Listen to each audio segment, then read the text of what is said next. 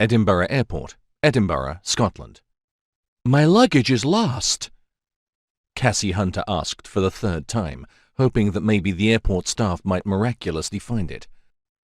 Her eyes were like sandpaper each time she blinked, and all she wanted to do was curl up somewhere and sleep. For at least a week. Instead, she had this to deal with.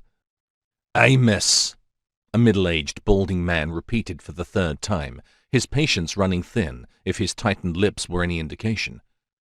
"I am sorry, but it does happen. With all your connections out of—" He paused to look at her itinerary on the computer screen. "Arizona. It's no surprising." "Everything I have in the world is in those 2 suitcases."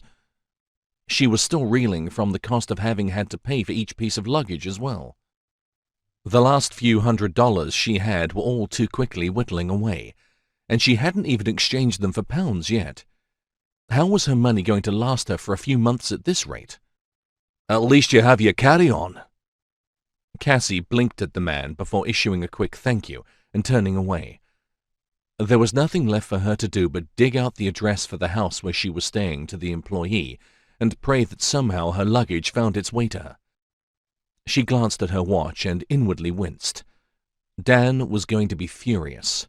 Her brother wasn't known for his patience, and she'd already wasted almost 2 hours dealing with the luggage fiasco.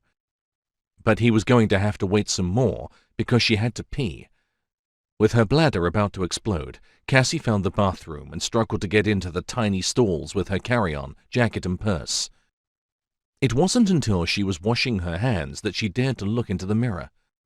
"Dear God," she murmured in horror as she saw her reflection. She raked her fingers through her stick-straight brown hair, which was poking up all over the place.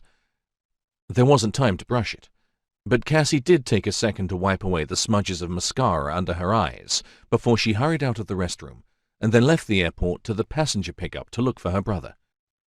She shivered against the cold as she scanned the vehicles for the small blue car he'd mentioned in his text, but found nothing. Worry ripped through her. It would be just like Dan to leave after having to wait so long. Renting a car wasn't an option either, with what little money she had left. She doubted she had enough to rent half a bicycle. "Damn it, Dan," she mumbled. "Excuse me," a female voice said to Cassie's left. She turned to find another airport employee standing beside her. The woman's graying hair was pulled back in a severe bun. "Yes? You are American, eh?"